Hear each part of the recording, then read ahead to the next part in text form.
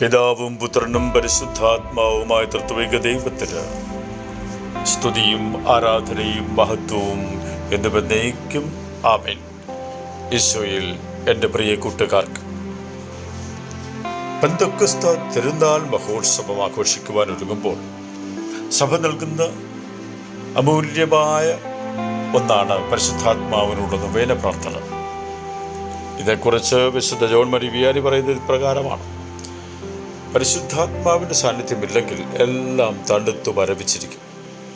നമ്മുടെ ഉത്സാഹവും തീഷ്ണതയും നഷ്ടപ്പെടുകയാണെന്ന് തോന്നുമ്പോഴെല്ലാം ആവുന്നത്ര നേരത്ത് പരിശുദ്ധാത്മാവിനോട് പ്രാർത്ഥിക്കണം.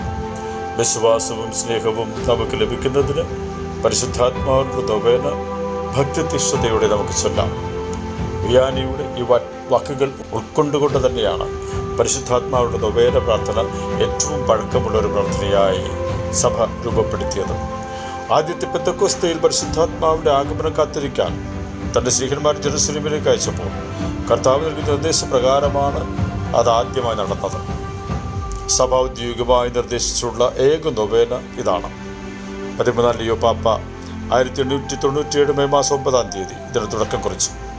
പരിശുദ്ധ തത്വത്തിലെ മൂന്നാമത്തെ ആളായ പരിശുദ്ധാത്മാവിനുള്ള ഈ നൊവേന പ്രാർത്ഥന ഓരോ ക്രൈസ്തവൻ്റെയും ജീവിതത്തിൽ അങ്ങേയറ്റം ആവശ്യമായിരിക്കുന്ന പ്രകാശത്തിനും ശക്തിക്കും സ്നേഹത്തിനും വേണ്ടിയുള്ള സുശക്തമായ യാചനയാണ്.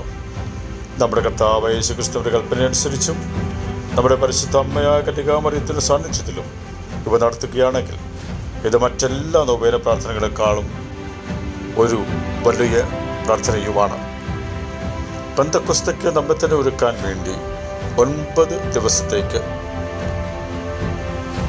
തടസ്സം കൂടാതെ നടത്തുവാൻ ഈ നൊവേന പ്രാർത്ഥന ഏതു സമയത്തും ചൊല്ലി പ്രാർത്ഥിക്കുവാൻ നമുക്ക് സജ്ജരാകാം. ആധ്യാത്മിക അഭിഷേകം ആവശ്യമാണ് നമുക്ക് തോന്നുമ്പോഴൊക്കെ ഇത് നടത്താം.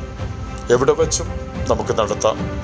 സ്ഥൈര്യത്തിന് കൂദാശ സ്വീകരിക്കുന്നതിന് വേണ്ടി ഒരുങ്ങുന്നത് സമർപ്പിതരാകുന്നവർ ഈ നൊവേന പ്രാർത്ഥിക്കുന്നത് ഏറ്റവും ഫലപ്രദമാകും.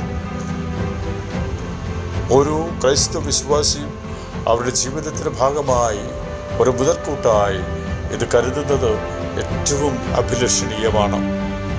ആകയാൽ നമുക്ക് ഈ നൊവേന പ്രാർത്ഥന ഹൃദയവും മനസ്സും ആത്മാവും സമർപ്പിച്ച് സമ്പൂർണ്ണമായി പ്രാർത്ഥിച്ചുകൊണ്ട് പെന്തക്കോസ്ത് മഹോത്സവം ആഘോഷിക്കുന്നതിന് നമുക്കൊരുങ്ങാം.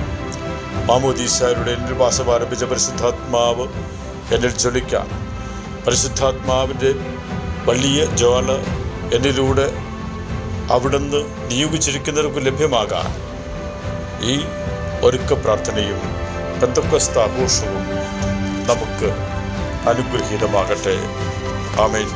പിതാവും പുത്രനും പരിശുദ്ധാത്മാവ് സർവേശ്വര അനുഗ്രഹം ഇപ്പോഴും എപ്പോഴും നമ്മുടെ കയ്യിൽ ഒരു വജ്രായുധമായി പരിശുദ്ധാത്മ ദൈവം നൽകി അനുഗ്രഹിക്കുമാറാകട്ടെ. ആമേൻ.